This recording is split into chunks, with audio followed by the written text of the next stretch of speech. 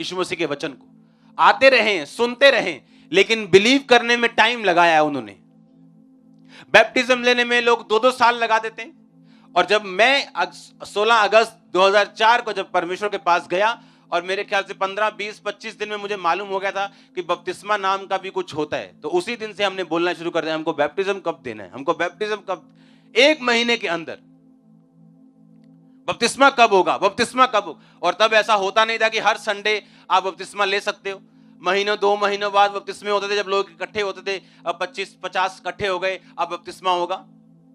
और तब सिर्फ 1.5 महीने में बपतिस्मा लिया, नशों को त्यागा, सब कुछ छोड़ दिया।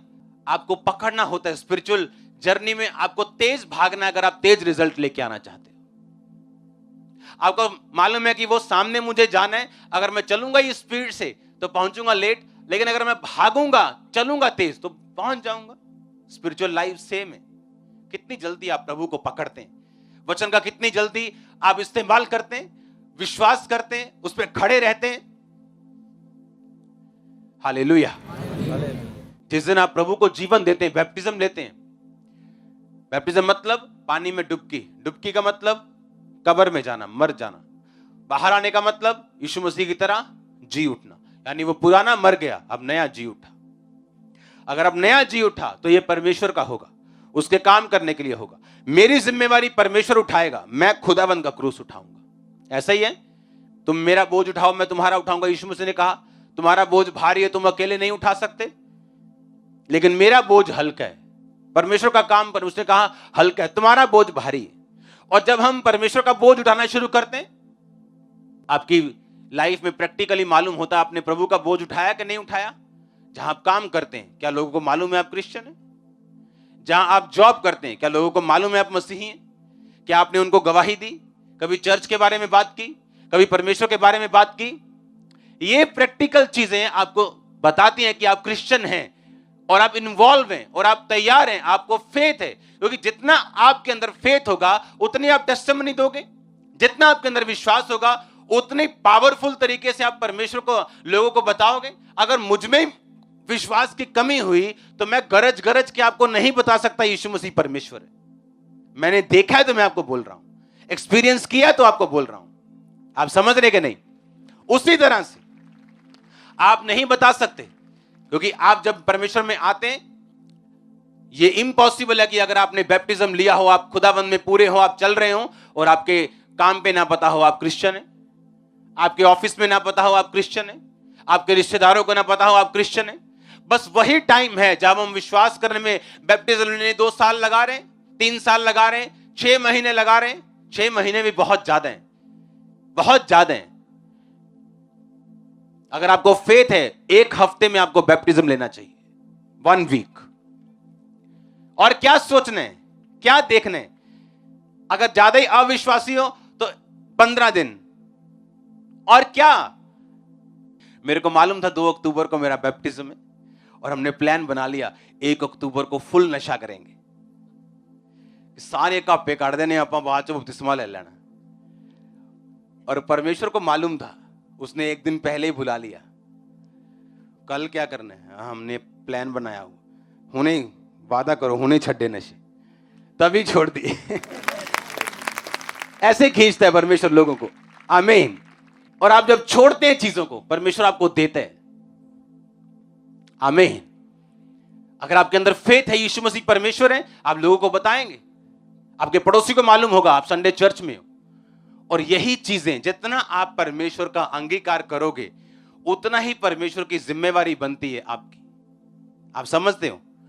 उतना ही परमेश्वर की आप उसकी प्रॉपर्टी बनते हो। फिर जितना आप अंगीकार करते हो कि वो मेरा परमेश्वर है, उतना ही वो अंगीकार करता है कि ये मेरा बेटा है, ये मेरी बेटी है।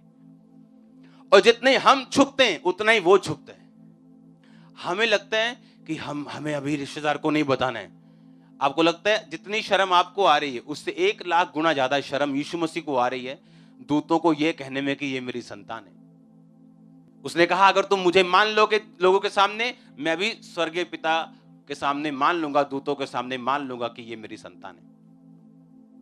और इसीलिए जो लोग गवाही ज्यादा देते हैं, काम ज्यादा करते हैं, परमेश्वर के विषय में एक्साइटेड ज्यादा रहते हैं, वो ज्यादा ब्लेस होते हैं दूसरे लोगों से। क्योंकि उनको मालूम है कि कौन सी वायर से करंट आ रहा है, परमेश्वर का कौन सा कनेक्शन है जहां से सब चीजों की सप्लाई परमेश्वर कर रहा है आपकी लाइफ में। हालेलुया। और यही रीजन है और यही कारण है। सुनो मेरी बात, आप जितने सुनो, जब तक हम वचन को पर्सनली नहीं लेंगे, बोलो अपने पड़ोसी को पर्सनली लेना, तब तक आप रिजल्ट नहीं ले सकते। आप जानते हैं पिछले कई महीनों में बहुत सारी चर्चिस को हमने बनाया, लेकिन हर चीज को इंटरनेट पे मैं नहीं देता। इंटरनेट पे वही चीज जाती है चैरिटी की या कोई ब्लेसिंग की, जिसको देखकर जो मिनिस्ट्री को हजारों सन्स फॉलो करते हैं, चर्चिस फॉलो करती हैं, वो सेम वैसा कर सके। क्योंकि मैं हर एक व्यक्ति को पर्सनली गाइड नहीं कर सकता हर एक चीज के लिए कि आज मैं ये करने जा रहा हूं, सीक्रेटली तुम भी ये करो। समझ रहे हो कि नहीं? कुछ चीजें को इंटरनेट पे डालना पड़ता था कि वो देखें और सीख जाएं। मैं ऐसे बहुत से लोगों से मिला हूं जो स्पिरिचुअल हैं, पास्टर्स, पर फाइनेंशियली वो ब्लेस नहीं थे। पता है क्यों? खुद टाइट नहीं देते और है स्पिरिचुअल, प्रेयर पूरी है, मसा कंप्लीट है, चर्च बहुत बड़ा नहीं पर कोई प्रॉब्लम नहीं, स्पिरिचुअल है बंदा, आत्मिक है, पावरफुल है, बट फाइनेंशियली तंग है। क्यों? क्योंकि जो लोगों को बताया खुद फॉलो नहीं। और मेरी पर्सनल लाइफ में ये रूल है कि इधर से परमेश्वर ने मुझे मेहनत दी, तभी कटिंग। 10% बहुत छोटा है हमारे लिए। इसीलिए आप देखते हो कि इस चर्च के साथ कोई ऐसी यूएसए की मिनिस्ट्री नहीं, यूके की, जो हमें 50-50 करोड़, 10-10 करोड़, 2-2, 4-4 करोड़ भेज रही हो। शुरू से लेके अब तक जब किसी चर्च का काम होता था 5-7 लाख, तब चाहिए होता था 10 साल पहले, और लोग बोलते थे हम आपके पुलपट पे आएंगे, प्रीच करेंगे, आपको जाते जाते 8 लाख का चेक दे जाएंगे। और परमेश्वर बोलता था नहीं लेना, बिना छत के बैठो, कोई प्रॉब्लम नहीं। इसीलिए आज आप एक मास्टरपीस बना रहे हो।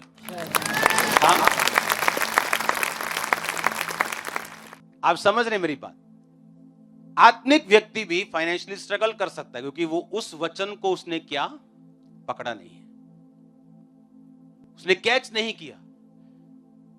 आप गरीबों, आप अमीरों, सबके लिए सेम रूल है। सबके लिए पवित्रताई का स्टैंडर्ड वही है, सबके लिए बोने का स्टैंडर्ड वही है, माप वही है, सब कुछ वही है, एक फॉलो कर रहा है। पिछले दिनों में, पिछले महीनों में कुछ टेस्टिमनीज को हम दे नहीं पाते टाइम की वजह से। आपने टेस्टिमनीज सुनी होंगी बहुत सी, कि यूपी के लोग आ रहे हैं, बिहार के लोग आ रहे हैं, पंजाब में रहते हैं और बोल रहे हैं हमने अपना घर ले लिया, हमने अपना प्लाट ले लिया। हाँ, पंजाबी बंदा देखने, यार यही क्यों नहीं लिया? अगर आप उनकी क्वालिटी देखो, अगर आप उनको बोल दो अच्छा आपने 1000 का बीज बोना है, जी पापा जी, सोचेंगे भी नहीं कभी कि क्या करना है इन्होंने। और पंजाबी, आ मैनू लगदा जेड़ा नवा लिया ना इन्होंने। और वो लोग ब्लेस होते जा रहे हैं, ब्लेस होते जा रहे हैं, और जो सियाना कहां है जड़ा, वो गोबर ते गिर रहा हो, ज्यादा सियाना है। हाँ, आप समझ रहे हैं? यानी जब आप वचन पे खड़े होते हैं, आपको चलना नहीं, क्या करना है, उसको ऐसे ग्रैब पकड़ना है टाइट। अगर आप नहीं पकड़ेंगे टाइट, वो रिजल्ट आपको नहीं देगा, क्योंकि वचन आपका कर्जदार नहीं है, परमेश्वर आपका कर्जदार नहीं है। अगर आप मसीह में आ गए तो आपका कोई एहसान नहीं है परमेश्वर के ऊपर। ये बहुत सारे लोगों में गलत फहमी कि मैं तो मानता ही नहीं सेवा नू, मैं तो ऐ भाईदा ही, प्रभु ने फड़िया मैनू। आप उनकी सेवा जाके देखो, कुछ काम नहीं होता सेवा में, कोई इफेक्टिव नहीं है मिनिस्ट्री में। और जो लोगों के अंदर प्यास थी कि खुदा मुझे यूज कर, मुझे, वो ज्यादा इफेक्टिव है, क्योंकि ये रॉन्ग टेस्टिमनीज। क्योंकि परमेश्वर आपको पकड़े, उसको क्या जरूरत है? उसने सब कुछ सिद्ध कर दिया, वो बैठा है अपनी जगह पे। उसने कहा सब कुछ क्या हुआ, इट इज फिनिश्ड। आपका सब काम खत्म कर दिया उसने, अब आपको फेथ करना है, वचन को पकड़ के रखना है टाइट। जिस विषय पे भी आप चाहते हो खुदा आपको छुए, उस जगह को पकड़ के रखो और आप चले जाओगे आगे। यानी खुदा को मानना फायदा किसका? हमारा। उसमें खड़े रहेंगे तो फायदा किसका? अंगीकार करेंगे तो फायदा किसका? क्या कभी परमेश्वर को भी फायदा हो सकता है जो स्वर्ग में बैठे हैं, जिसने ऐसे प्लैनेट्स बनाए हैं जो 99.9% हीरे के बने। अब ऐसे प्लैनेट खोजे गए हैं जो सिर्फ सोने से बने। अगर एक उस प्लैनेट को बेच दिया जाए तो $100 की इतनी ढेरियां लगेंगी धरती के ऊपर कि वो चंद्रमा तक पहुंच जाएंगी और तब भी पैसे खत्म नहीं होंगे। ऐसा परमेश्वर आपसे क्या मांगेगा?